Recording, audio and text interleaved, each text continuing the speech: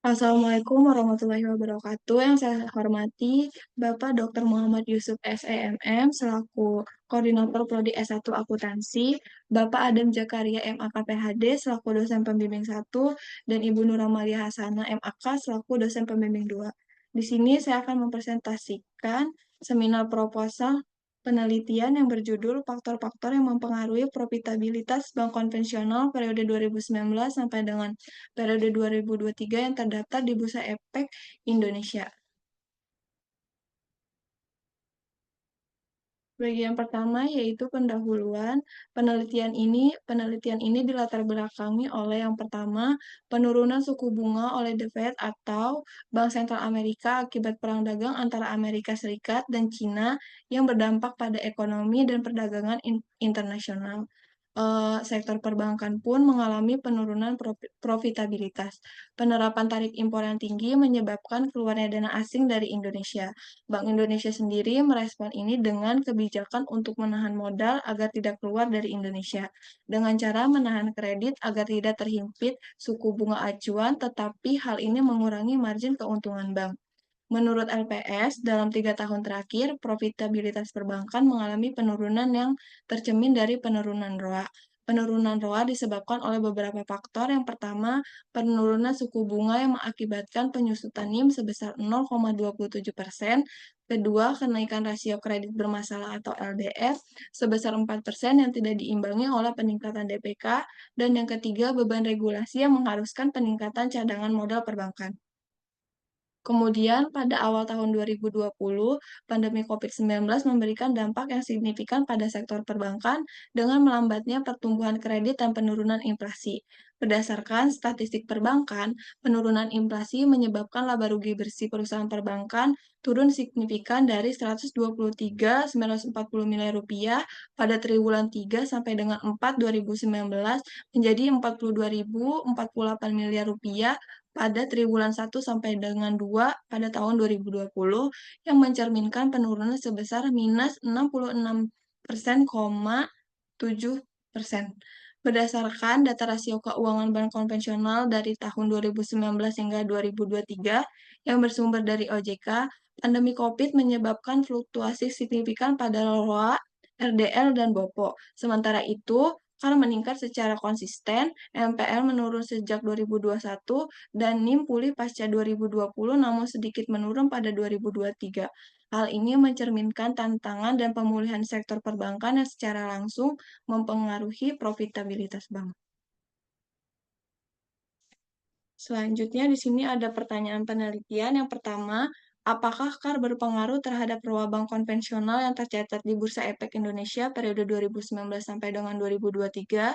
Yang kedua, apakah LDR berpengaruh terhadap ROA bank konvensional yang tercatat di BEI periode 2019 sampai dengan 2023?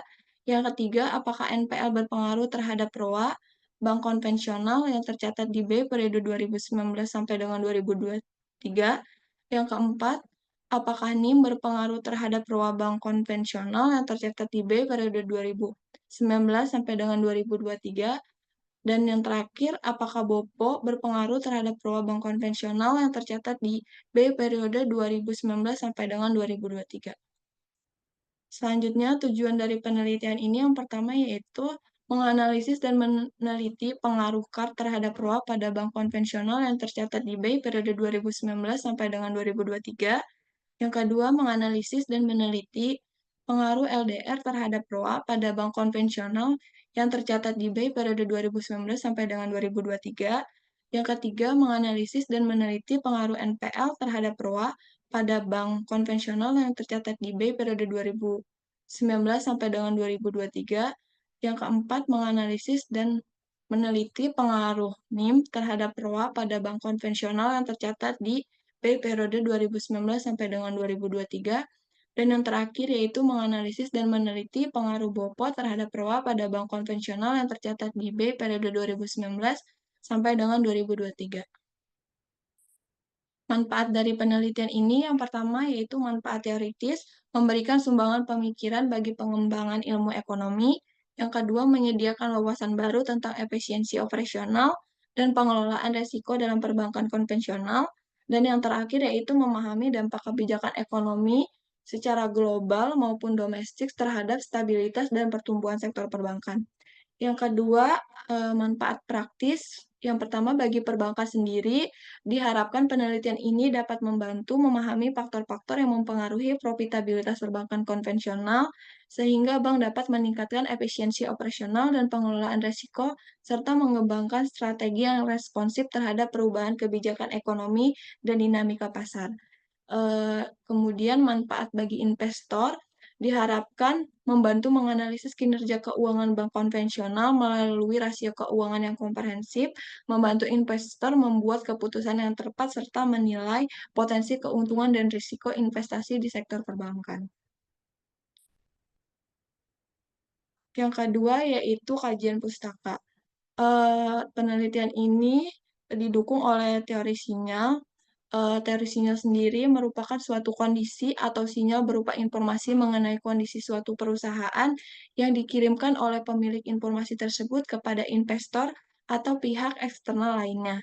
Keterkaitan antara teori sinyal ini dengan rasio keuangan bank adalah karena rasio tersebut berfungsi sebagai alat komunikasi yang menyampaikan informasi penting mengenai kondisi dan kinerja suatu bank kepada investor dan pemangku kepentingan lainnya.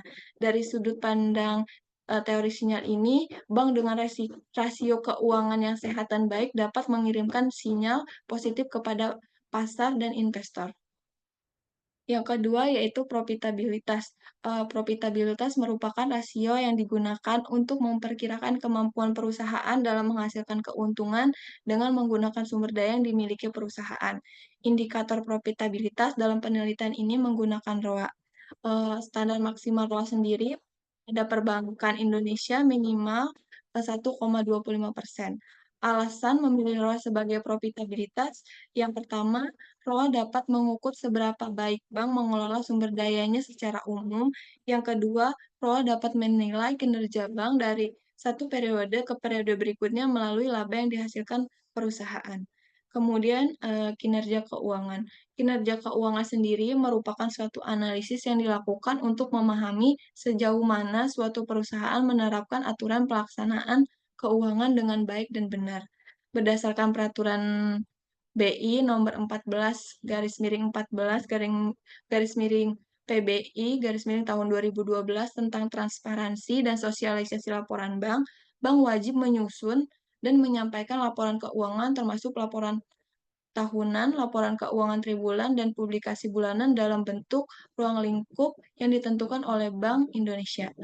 Berikut beberapa rasio keuangan bank yang mempengaruhi profitabilitas ROA. Yang pertama ada rasio CAR, rasio yang digunakan untuk mengukur modal yang dimiliki bank cukup untuk mendukung aset yang mengandung atau menimbulkan risiko seperti pinjaman yang diberikan. Standar CAR ini menurut Bank Indonesia minimal 8%, dengan rumus CAR, modal bank dibagi dengan aktiva tertimbang menurut risiko dikali 100%. Yang kedua ada rasio LDR, rasio yang digunakan untuk mengukur komposisi jumlah kredit yang diberikan dibandingkan dengan jumlah dana masyarakat dan modal sendiri yang digunakan. Standar LDR sendiri menurut Bank Indonesia nilai terendahnya sebesar 78% dan nilai tertingginya sebesar 92%. LDR sendiri dirumuskan dengan kredit dibagi dengan total dana pihak ketiga dikali 100%. Kemudian yang ketiga ada rasio NPL, rasio yang digunakan untuk mengukur kemampuan bank dalam mengawasi risiko kegagalan pengembalian kredit oleh debitur.